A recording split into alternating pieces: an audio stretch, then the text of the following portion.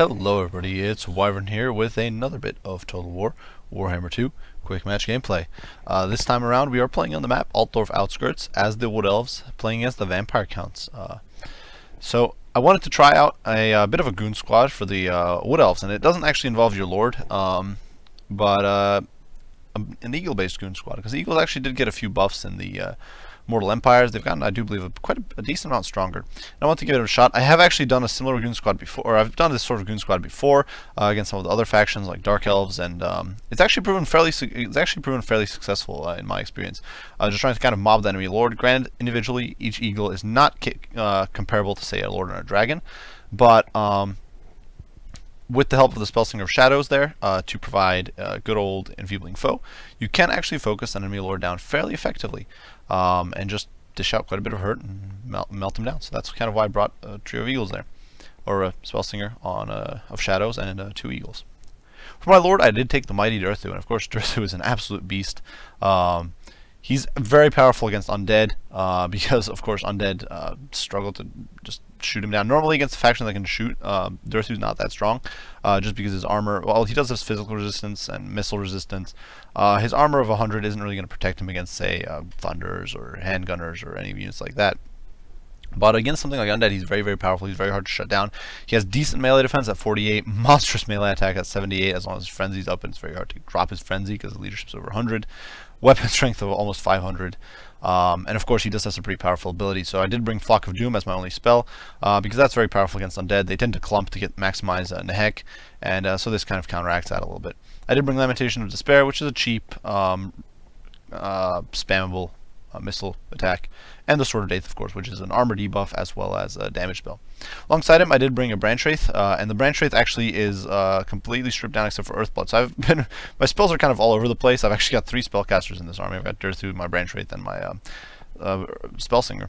And I did bring, of course, Earthblood, as I mentioned. I also brought the Call of the Woods, of course, for that AoE buff. And finally, I did bring the other Trickster's Shard, and this is a new item that the Branch Wraith received. And I think it's actually a really, really powerful item for the Wood Elves, because so much of the Wood Elf damage in this game is magic based. Forest Dragons, Tree Men, Treekin, Dryads, and actually half of your Archers, as well as actually Glade Riders, all have a magic attack. Or Glade Riders with Hagbane tips, to be precise, all do magic damage. So 22% extra magic damage is actually a really, really significant buff, and is really going to help my kind of main damaging contingent here. Now, for my front line, I did bring to support Durthu. I did bring a mix of 2 Treekin as well as Eternal Guard with shields. The shields are there just to boost their melee defense and make them a little tankier. Obviously, undead don't have missiles, but I do want these guys to be able to hold as well as possible, while I kind of goon squad and snipe enemy lords with the Great Eagle and rear charge and that sort of stuff. Behind that is kind of more damaging contingent. 2 units of Dryads.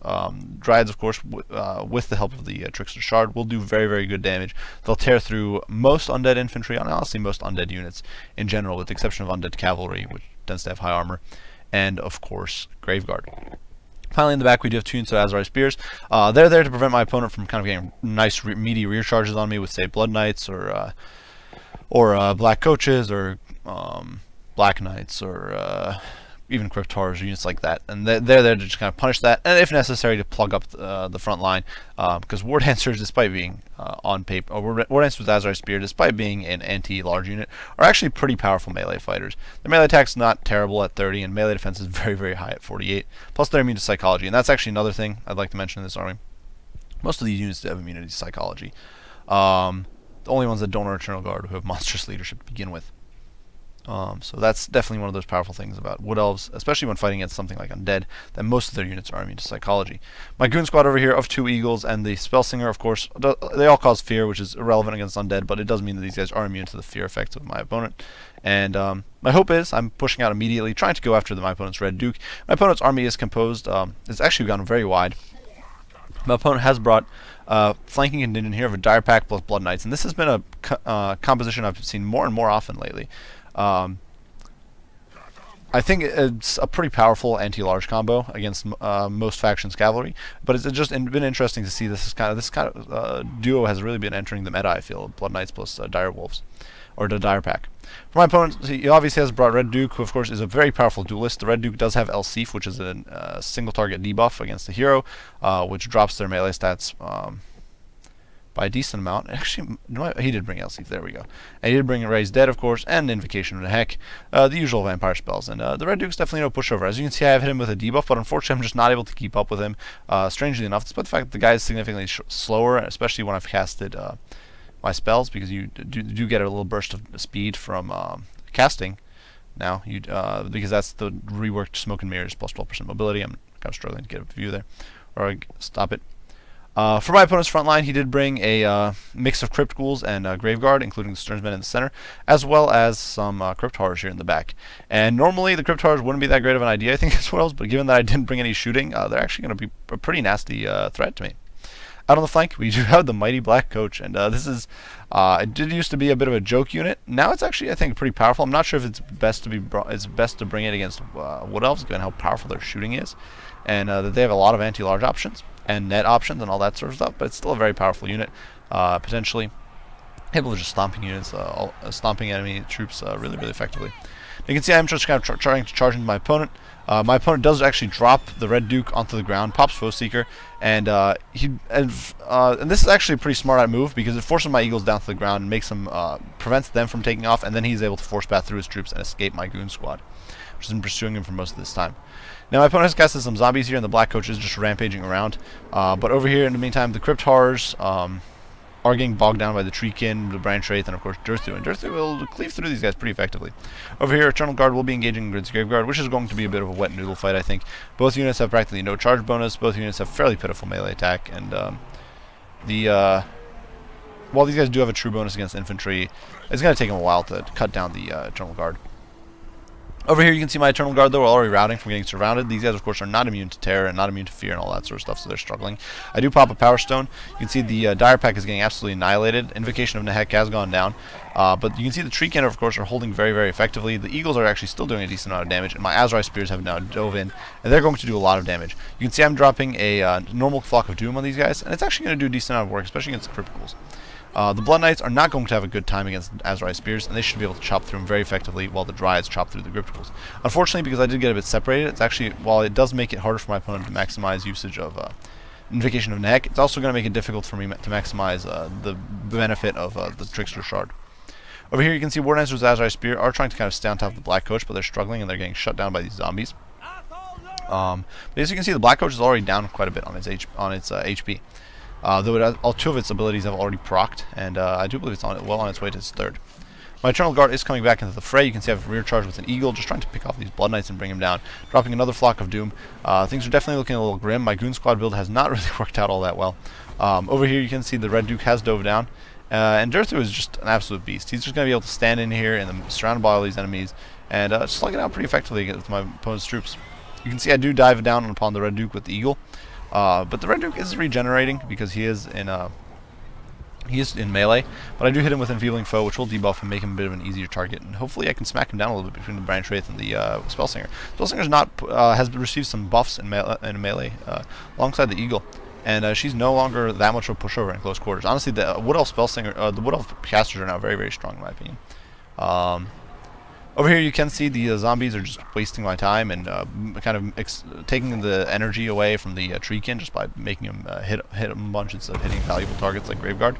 Though to be fair, Treekin are not that good against Graveguard. Treekin hit like wet noodles, and it's definitely a bit of a problem for them. But you can see the Treekin are struggling a little bit. They're starting to waver. They're just not really, as you can see, they're getting very little in the way of kills done. The Crypt Horrors are fighting them for most part, I think, and that's why these guys really aren't able to get much done. Plus, they're of course being poisoned by the Crypt Horrors, which is debuffing their already really bad melee stats, or melee damage stats. Over here, Graveguard and zombies are trying to fight the Eternal Guard and Azrai Spears, but as you can see, once again, the Azrai Spears, are, despite not being an anti-infantry unit, are actually holding it really well, and helping the Eternal Guard just hold everything together there. Treekin are still holding things together. You can see the Black Coach is rampaging around, still being pursued by the poor War Dancers. And finally, the Blood Knights are going to go down really, really late, and, but after a long and a kind of atrocious battle there. I do rear charge with an Eagle, just trying to break these guys apart as fast as I can. I'm hoping to break this pocket and follow up with an attack against this second pocket. I'm finally detaching these Treekin over here to reinforce. You can see one of my units of Treekin has fallen apart and is now routing off. These Crypt Ghouls are crumbling and will hopefully crumble completely. You can see the Red Duke is now crumbling. He wasn't able to quite get off the ground in time and is actually going to go down here.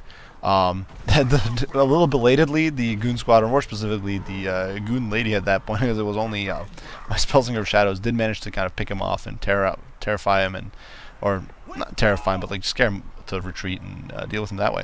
I do use my Spellslinger to charge after Black Coach. You can see the good old War Dancers with their immunity psychology are still slugging it out and not having anything, and not having any nonsense with his Black Coach, just tearing it apart. Now I'm trying to get the Eagles up and after the Black Coach because I don't have cavalry. I didn't bring Wild Riders. As you can see, Durthu is still very healthy at over 4,000 HP, and this is really, I think, kind of for my opponent. This is kind of going to be the really bit of a problem here. At this point, while the rest of my army is definitely very tattered, and it's quite possible that my opponent could rout him off, against Durthu, it's definitely kind of an end game at this point. And Durthu is just kind of smacking down the last of my opponent's troops.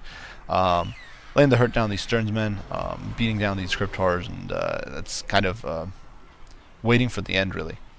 And you can see I do pop another Flock of Doom over here, doing some more damage to the zombies in the Graveguard. The War Dancers actually come out on top with 130 kills, and finally the Black Coach does go down. That is game. So I did, of course, do a bit of a risky build here by not investing in any shooting as Wood Elves against Undead, which definitely, I think, allowed my opponent to make use of some units that would not have been as useful normally, like the Cryptars or the Black Coach. I also, I was definitely rather pleased with the performance from the Azrai Spears. I think most of my units actually did essentially what I expected them to do. The Eagles were definitely, I think, a bit of a mistake. It was hoping to make use of that, try to kind of goon squad my opponent, but in retrospect, given how much money I invested in these guys, about 1,000 gold, maybe a little less, maybe closer to like 900, I would have been better off investing in, say, 2 Glade Guard with or two Glade Riders with Hagbanes, or a few Glade Guard with Starfires, or something like that, just to hold the line. Durthu, of course, absolutely monstrous. The War Dancers with Azrai Spears, very, very good. One of the things that Wood Elves have going for them against a lot of factions that like to rely on terror is that they have a huge amount of psychological immunity. If you look at actually most of the new, this used to be a problem for example, Orcs, that they didn't really have a psychologically immune unit, or not many, with the exception of Black Orcs. And honestly, it's been a problem for a lot of the new factions, in my opinion, in Total War Warhammer 2, that a lot of them don't have psychological immunity. Very few of their troops have psychological immunity. It has made terror bombing very, very powerful. And Wood Elves, with their immense amounts of psychological immunity, a very large portion of their roster is immune to psychology. Most of their infantry is. A very solid portion of their or actually, I think most of their monsters have psychological immunity. Because a lot of their units do cause fear. If they don't have psychological immunity, they're usually at least immune to fear. So it's just been so the Wood Elves definitely have this going for them. In a matchup against Undead, just being resistant to that fear is very, very powerful. And as anybody who plays Dwarves and uses Longbeards can attest to, psychological immunity can really make or break games.